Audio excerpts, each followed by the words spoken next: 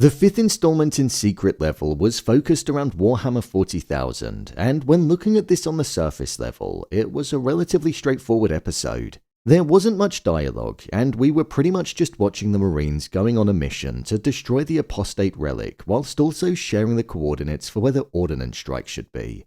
This was a mission where the state of mortality was absolute. The soldiers were pretty much walking into their death, and they'd accepted their fates. However, with it starting and finishing with being centered around a young Titus being covered in blood, there's actually quite a lot to see when you peel back the layers to the episode. So with that, let's dive into it and break down all that there was to take away from it. Here is Secret Level Episode 5, Warhammer 40,000, and They Shall Know No Fear, ending explained. Just to let you know, this video will contain spoilers. The meaning of the episode.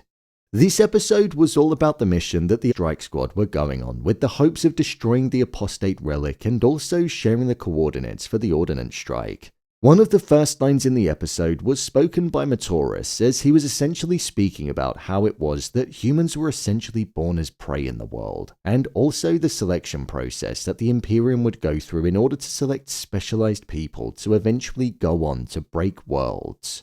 There was this child that we were shown and that was spoken about that was said to have known no fear, and the line, "What could a soul like that be capable of?" was repeated throughout the episode almost like a motif.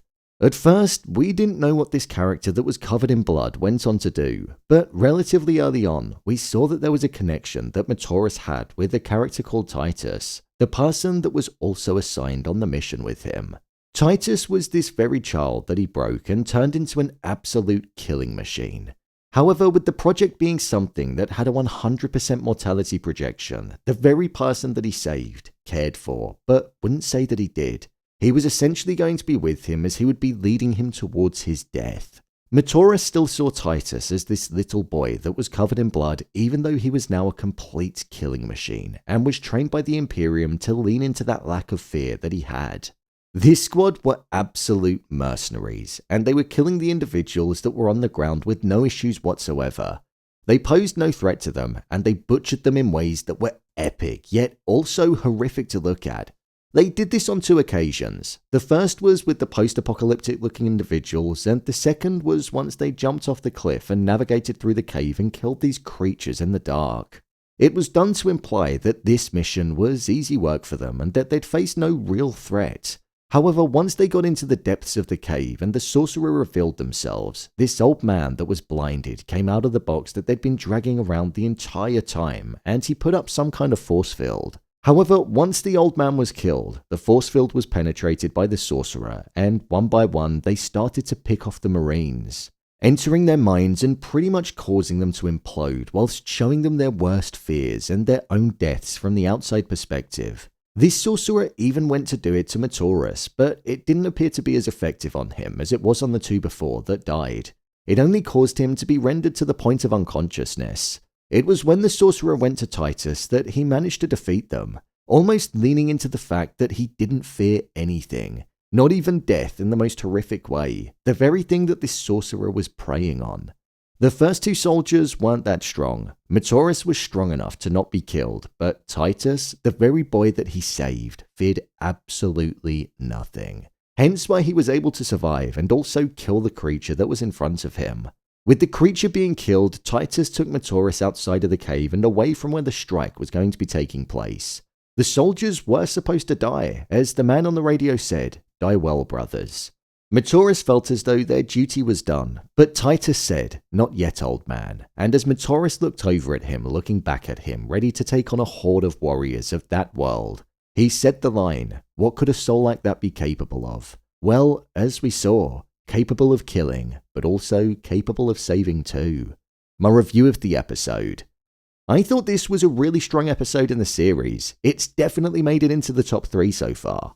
I would say that even though there wasn't actually that much dialogue, there was a ton of action that made up for it, and with that, it meant that the visuals were outstanding. It's probably one of the best episodes to look at from a visual perspective. In terms of the fights that were taking place, that first one that occurred when the Marines were taking on the warriors as they ran towards them, it was simply epic. They dismantled their army in a matter of minutes, and they posed no threat to them in the slightest. even standing there and destroying a vehicle as it approached them. These men were just running towards their death and they were essentially welcoming it. You could see why the likes of Matoris and Titus were in the positions that they were in. They feared nothing, and no battle was too large for them. Even the element of heights being thrown into it was something that I thought was clever. These men were looking over the edge of a cliff into complete darkness, and they just had to take the leap one after the other. It showed the fearlessness that they had in a completely different way. Moments such as Matoris handing over the chain with the box to Titus and them looking at each other through the mask and showing their emotions, but them not seeing it and only us. It was a moment that showed the human side to them that was underneath the suit of armor. There was an element of care and almost the immunity that they had to the bloodshed that they participated in. Moments like that were almost beautiful to see amongst the death and devastation. Even the moment where Matoris looked at the screen and saw that Titus was going to be assigned on the same mission as him. It insinuated that he didn't want to go with him because he didn't want him to die.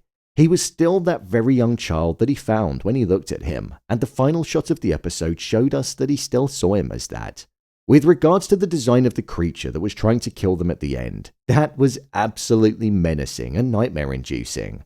The arms and legs that they had that could just fold into them looked sharp and deadly, and the way that their entire face would just open up before it entered inside of the subject's mind was just haunting.